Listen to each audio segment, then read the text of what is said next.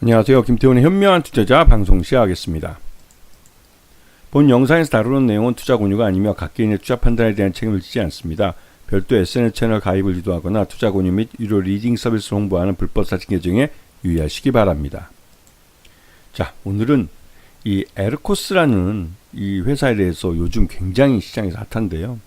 근데 이 회사가 타이밍, 그 상장했을 때의 타이밍도 그렇고 지금 최근 들어서 이 회사 주가가 움직이는 거 보면 이 자체 주력 사업인 뭐 영유아에 대한 이런 식품, 영유아를 대상으로 하는 식품이 이 회사 주가를 끌어올렸다기보다는 전형적으로 수급, 즉 이 유통 가능한 주식 수가 급감하면서 그러면서 실제 시장에서 품절주를 만들어서 날려버리는 형태, 그런 형태의 결과가 주가가 지금 급등하는 주요한 요인이 되고 있습니다. 물론 이 영유아 식품에 대한 것이 뭐 저출산 대책 여기에 들어가서 수혜를 볼 거다라는 말도 있는데요.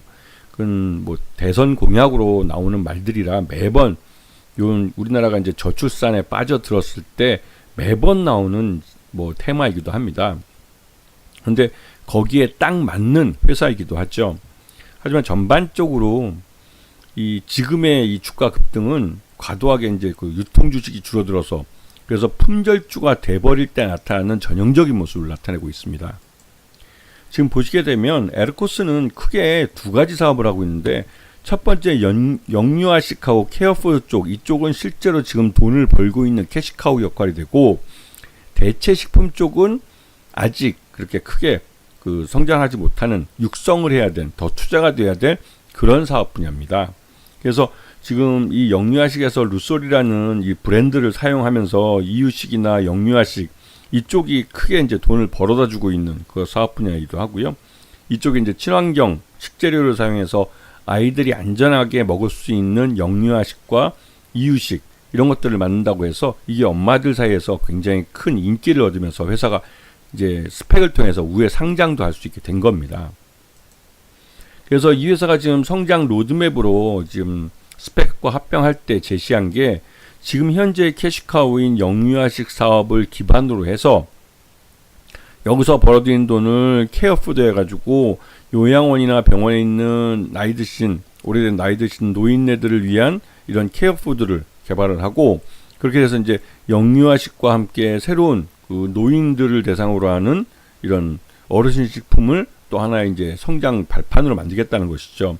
그리고 실제로 이 요양원이나 병원 같은 데서는 단체 급식이 이루어지기 때문에 이러한 사업이 뭐 케어푸드라는 것이 하나의 산업으로 또 시장으로 성장할 수 있는 가능성은 뭐 크다고 볼 수가 있습니다. 그리고 대체식품, 이 대체식품은 시장 자체가 굉장히 크지만 아직까지는 우리나라에서는 그게 그렇게 큰 시장을 형성하지 못했습니다. 국내 시장이 작기 때문에 이 시장에 대해서는 아직까지는 탐색하는 과정이고요. 그리고 이러한 것들을 바탕으로 해서 글로벌 시장에도 진출하겠다고 이 포부를 밝혔죠. 자, 그래서 지난해 실적을 놓고 보면 영유아 식품이 전체 매출의 46%, 거의 대부분 반 정도를 차지합니다. 그리고 이 상품이 나머지 또 상품이 한 45% 정도를 차지하죠. 그래서 이 업체 같은 경우는 스펙과 합병을 통해서 상장을 하는 거기 때문에 이 스펙 키움 제6호 그 스펙과의 합병을 통해서 지금 상장했을 때 지금 이익 잉여금이 277억 정도가 있다는 걸 볼 수가 있죠. 이 정도 있으면 무상유자 100% 정도 할 가능성이 큽니다. 그리고 그 포괄 손익 계산서를 보시게 되면 이 매년 매출 외형이 그래도 꾸준히 성장하고 있고 영업이익도 꾸준히 성장하고 있는 걸 확인할 수가 있습니다. 당기순이익은 거기에 비해서는 좀 많이 모자란 모습을 보여주고 있죠. 그래서 여기에 보시게 되면 금융비용이나 이런 법인세 차감 전 수익이나 하여튼 금융비용 가치의 이 일회성 요인이 있는 것들은 대부분 이때 회계에 다 반영돼서 사라지는 거기 때문에 그 다음에 올해 2025년에는 그렇게 부담이 많이 줄기 때문에 단기 순이익도 지금과 같은 그 매출액과 영업이익이면 단기 순이익도 늘어날 가능성이 높은 회사이기도 하죠. 자, 그리고 최대주주가 변경되는 게 요번에 이제 스펙과 합병을 하면서 이렇게 되는데요. 그렇게 해도 에르코스 농업법인회사의 기존 최대주주들과 뭐 1% 이상 주주들 이런 쪽 다 합하면 86%나 됩니다. 그리고 이쪽 그 키움 6호 스펙 쪽은 이제 13%로 줄어들게 되죠. 그래서 이게 합병했을 때 이제 100%가 되는데, 여기 보시면 아시겠지만 기존 최대주 쪽이 이쪽에서 이제 86%나 갖고 있고, 그리고 기존의 이 신용보증기금이나 중소벤처기업진흥공단 이런 데서 갖고 있는 것들, 이게 이제 8% 정도 되는데요. 이 물량이 시장에 나와도 그렇고 이 소액주들도 모두 갖고 있는 걸 다 합쳐도 1.79%밖에 안 돼요. 실제로 유통 가능한 주식수가 굉장히 적은 겁니다. 그리고 왜냐면 최대주주하고 특수관계인데 이건 모두 보호예수 일정 기간 되고요. 그 다음에 이 스펙 쪽에서도 이쪽도 보호예수가 됩니다. 그래서 실제 유통 가능한 주식수는 1% 이상 소유주 중에 이것도 역시나 이게 보호예수가 되고요. 소액주주 얘들만 이제 유통이 가능한데 이게 실제로 1.79%밖에 안 되기 때문에 실제로 이제 유통 가능한 주식수가 거의 없다고 봐도 과언이 아닌 거죠. 네.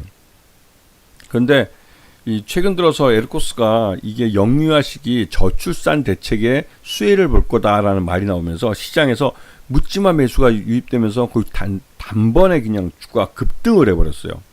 그러면서 요번에 이제 이 조기 대선이 펼쳐지게 되는데 여기에 교육과 저출산 대책이 하나의 테마주로 움직이면서 주가가 급등하고 있는데, 여기에 대해서 정부에서 이제 그 금감원이나 아니면 한국거래소를 동원해서 철저하게 주가 조작이나 작전 세력이 개입한 게 아닌지 이걸 조사하겠다고. 근데 이건 매년이라기보다는 매번 이런 큰 선거가 있을 때는 해왔던 얘기들입니다. 항상 이 정치인 테마주와 함께 이 대선 공약이나 이런 거에 영향을 받는 이런 테마주들은 항상 생겨왔고, 이때마다 주가 많이 급등하기도 있고, 그 중에 분명 작전을 했던 놈들도 있긴 합니다.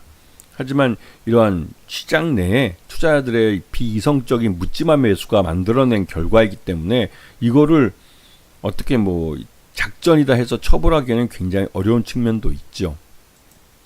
자, 그리고 최근 들어서 주가 움직임을 보면 외국인 투자가들 지분이 꾸준히 늘어나고 있는 모습을 볼 수가 있습니다. 그래서 지금 보시게 되면 주가가 이 스펙 합병으로 상장한 이후에 좀 흘러내려서 지난 3월 26일 날 그때 이제 주가가 한 6,000원대까지 좀 하락하긴 했는데, 그 이후로 주가가 갑자기 이제 대선 이제 분위기로 이제 전환되면서 4월 달 들어서 주가가 급등하기 시작했는데 6,000원짜리가 벌써 3만원대까지 올라갔으니까 거의 한 500% 정도 급등한 걸로 볼 수가 있죠. 근데 이렇게 비이성적으로 급등하는 건 실질적으로 뭐 대선 테마주나 이런 그 비이성적인 매수세가 만든 결과이기도 하고, 실제로 이게 작전 세력들이 개입을 해서 이렇게 주가를 날려버리는 경우도 있기 때문에 이거는 조사가 필요한 사실이기도 합니다. 왜냐면 이 에르코스의 지난해 실적, 합병 이후에 그 실적을 갖고 밸류에이션 해보면 이 회사 에르코스의 그 주가 가치가 그렇게 높지가 않습니다. 이 에르코스가 이제 그 자기 사업에서 벌어들 수 있는 그 수익도 그렇게 크지 않기 때문에 지금 현재의 주가는 너무 고평가되어 있다는 말이 맞죠.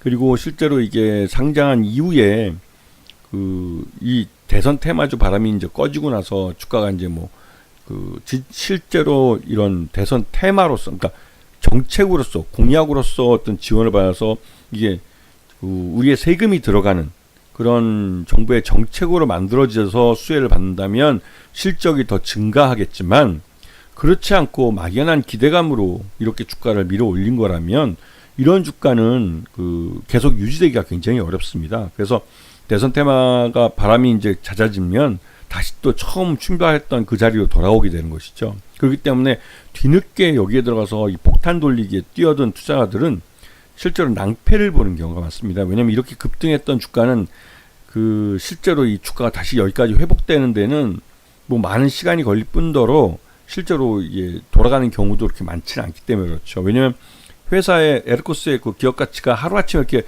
점프업으로 팍팍 뛰기에는 여러 가지로 이 어린이 시장, 그러니까 영유아 시장 지금 기반으로 하고 있는 캐시카우 시장도 아이들이 계속 줄고 있는 그 저출산이 되고 있는 그런 현실을 반영해야 되기 때문에 쉽지 않은 그런 시장이기도 합니다. 그리고 이 시장이 돈이 된다 그러면 대기업들도 뛰어들기 때문에 중소기업이 버티는 데는 또 한계가 있죠. 왜냐하면 시장이 어느 정도 커졌을 때 대기업이 뛰어들면 중소기업의 시장을 뺏어먹는 경우가 많습니다. 이런 부분을 잘 보시면서 좀 에르코스는 이제 조심해야 된다는 것을 분명히 말씀을 드리고 싶습니다. 아시겠죠? 오늘 방송 여기서 마치겠습니다. 감사합니다.